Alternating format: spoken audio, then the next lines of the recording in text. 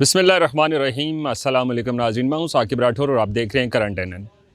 नाज़रीन कराम, इस माशरे के अंदर जहाँ ख़वातीन को घर की ज़ीनत बनाया जाता है और उनसे उनकी जो सलाहियतें उनके ऊपर एक तरह की कदगन लगाई जाती है, उनको घर का फ़र्द बना के घर के अंदर रखा जाता है। वहीं पे मुल्क पाकिस्तान में एक तरफ तो महंगाई हो रही है, लेकिन महंगाई को कंट्रोल कैसे किया जाए, ये हमें सीखना होगा आज की इन ख़वातीन से जो पढ़ लिख कर मास्टर डिग्री करने के बाद घर में बैठने के बजाय अपने कारोबार, और वो भी वो कारोबार जिसको पाकिस्तान में एक मशहूर है कि वो मर्द ही कर सकते हैं, कैफ़े बनाना हो, जिसको पाकिस्तान में ज़्यादातर ढाबा कहा जाता है, और ढाबा एक अट्रैक्टिव लफ्ज़ है उनके लिए जो स्टूडेंट्स होते हैं, जो यूनिवर्सिटीज़ में पढ़ते हैं।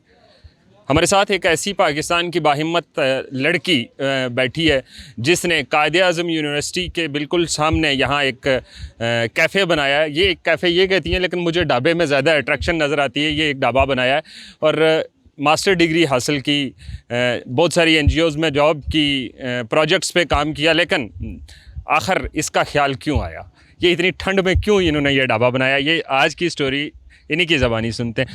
अस्सलाम वालेकुम रहमतुल्लाह।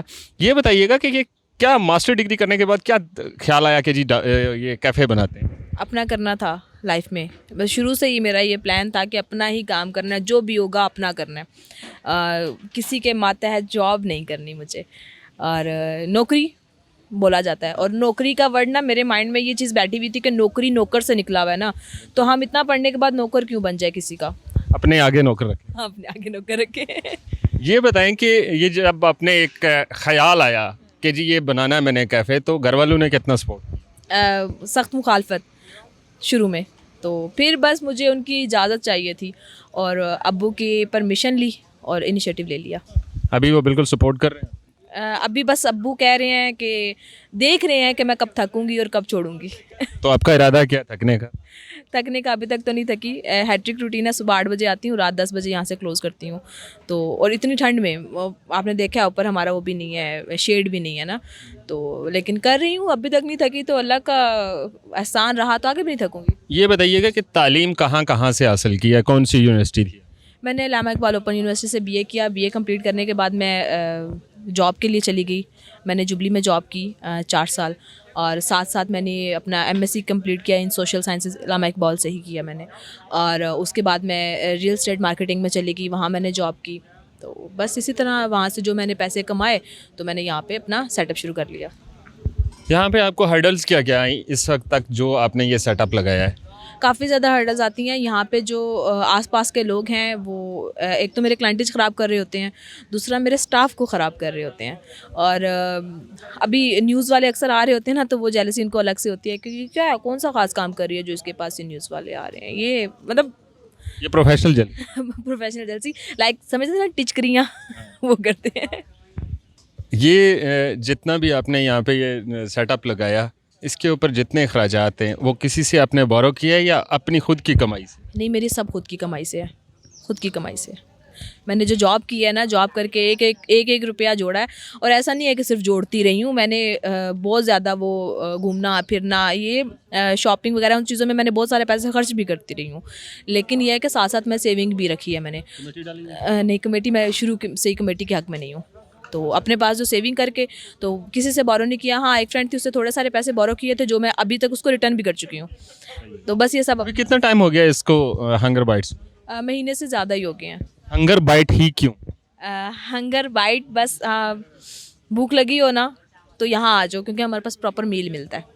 क्या मिलता है आपके पास, स्पेशल क्या है? खाना, सालन हमारे बहुत अच्छे हैं। लाइक सालन में हमारे पास वैरायटी ज़्यादा है। वाइट चिकन हो गया, कोरमा, कीमा, कोफ्ते, सब्ज़ी, दाल, तो ये खाने हमारे पास। खुद क्या बनाती हैं? मैं खुद कोफ्ते बनाती हूँ, वाइट चिकन भी खुद बनाती हूँ, सब्ज़ी भी खुद बनाती हूँ, कॉफ़ी भी मैं खुद बनाती हूँ। और कॉफ़ी यहाँ पे और किसी के पास नहीं है, इस एरिया में किसी के पास नहीं है। ये इसके बिल्कुल अपोजिट साइड पे आपने जो कायद-ए-आज़म यूनिवर्सिटी है, और यूनिवर्सिटी के जो स्टूडेंट्स हैं वो अक्सर ऐसी जगहों पे बैठते हुए बड़ा अच्छा महसूस करते हैं जहाँ उनके मतलब का इन्वायरमेंट मिले, तो उसके साथ साथ वो डिस्कशन भी करते हैं। आप एक तालीम याफ्ता भी हैं, क्या आपकी तरफ वो आके कहीं अपने तालीमी जो मामलात हैं उनके ऊपर भी डिस्कस करते हैं? तालीमी मामलात तो नहीं, लेकिन अपने जो दीगर मामलात होते हैं ना उसके ऊपर अक्सर लोग आकर डिस्कशन कर रहे होते हैं। और कुछ लोग ऐसे होते हैं, उनको मैं कह रही होती हूँ कि लाइफ में ऐसे करो, ऐसे बढ़ो, अच्छा कहीं जॉब करनी है तो मुझे बताना, मैं रेफ़र कर दूँगी कहीं भी। इतना तो है मेरा भी। ट्यूशन पढ़ने नहीं आती? मैंने ट्यूशन मैं नहीं पढ़ाती। ये यूनिवर्सिटी के बच्चों को ट्यूशन पढ़ा दिया करें। जो ख़वातीन घर में बैठी हैं, डिग्रीज हैं, हुनर है उनके पास, लेकिन वो उनके अंदर एक झिझक है कि हम बाहर कैसे काम करेंगे, उनके लिए क्या पैगाम दें? उन्होंने ना अपने इर्द गिर्द बैरियर्स बनाए हुए हैं, और वो बैरियर्स जो है ना वो खुद उन लोगों ने सेट किए हुए हैं। तो वो अपने बैरियर्स जो हैं वो ख़त्म करें और कंफर्ट जोन छोड़ दें और रिस्क लेना सीखें लाइफ में। जब तक आप रिस्क नहीं लेंगे ना तब तक आप आगे नहीं बढ़ेंगे। तो रिस्क लें और आगे बढ़ें अगर वो करना चाहती हैं तो। यूनिवर्सिटी लाइफ में कुछ ऐसी होती है कि बाहर से जितनी भी ख़वातीन लड़कियां पढ़ने के लिए आती हैं, वो यहाँ आके अब दूसरे जो पैसे वाली लड़कियां होती हैं उनको देख के, उनके लाइफस्टाइल को देख के कुछ गलत कामों की तरफ चल पड़ती हैं। तो बजाय उसके अगर वो अपना काम करें, तो इसके ऊपर आप क्या कहें? मुझे ना शुरू से मेरी अम्मी एक चीज़ समझाती हैं कि किसी का, वो पंजाबी की कहावत है, क्या कहावत है सॉरी, कि किसी का लाल मुंह देख के ना अपने मुंह पे चपेड़े मार के लाल नहीं कर लेते। नहीं, वो तो चपेड़े मार के और वो गलत तरीके से उन्होंने शुरू किए होते हैं काम। हम जो पाकिस्तान में ख़वातीन काम कर रही हैं उनको, एक तो आपने कहा प्रोफेशनल जेलसी है, दूसरा उनको हरासमेंट का भी बहुत सामना करना पड़ता है। क्या ये बात दुरुस्त है? बिल्कुल दुरुस्त है, और उसमें काफ़ी हद तक कुछ अपनी भी उन फीमेल्स की गलतियां हैं, ठीक है, वो मौका देती हैं, लेकिन वो एक अलग किस्म की हरासमेंट की बात करें। ओवरऑल देखें ना तो काफ़ी ज़्यादा ऐसे सिनेरियो होते हैं कि डिफरेंट सिनेरियो के ऊपर किसी को आगे बढ़ने से रोका जाता है, उसके लिए हरास किया जाता है कि ये आगे ना बढ़े, ये लाइफ में आगे ना जाएँ।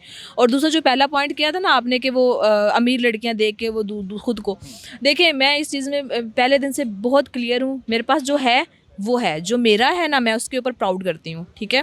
और जो मेरे पास नहीं है वो सामने वाले के पास है ना, तो मैं उसको देख के कभी भी जेलस नहीं हूँ। उसके लिए दुआ करूँगी, अल्लाह उसको दे रहा है, अल्लाह उसको और देगा, ठीक है। और हाँ, मुझे अगर वो सब चाहिए ना तो मैं मेहनत करूँगी और मुझे मेरा अल्लाह उससे बेहतर देगा। तो खुद मेहनत करनी है बस। आपको यहाँ पे कभी जो जाहिर सी बात है हमारी मेल डोमिनेट सोसाइटी है, और जिस हरासमेंट का मैं जिक्र कर रहा हूँ उस तरह का कोई वाक़या कोई यहाँ पे पेश आया आपके साथ, किसी ने किया कुछ? हाँ, होते रहते हैं, होते। कैसे डील? बस डील कर लेती हूँ। डंडा शंडा रख? नहीं, डंडा शंडा तो नहीं रखा हुआ। बस मैं उनको थोड़ा सा धमका देती हूँ कि भाई यहाँ बैठी हूँ ना, ऐसे ही नहीं बैठी हुई, ठीक है, मैं भी बहुत कुछ कर सकती हूँ। तो मेरा ये बोलना ही काफ़ी है। क्या कर सकती है क्या इसके पीछे? मरिया, आपका बहुत शुक्रिया, आपने वक्त दिया। नाजरीन, अगर हम इस माशरे में अपने जो बहनें, अपनी बेटियां हैं, जो ख़वातीन हैं, उनको इनकरेज करते रहे तो ये ज़रूर हमारे माशरे में बल्कि हमारे घरों में भी खुशहाली भी आ सकती है। वो अच्छा कमा सकती हैं, वो किसी के हाथों की तरफ नहीं देख सकती। इसी के साथ दीजिए इजाज़त। अल्लाह हाफ़िज़।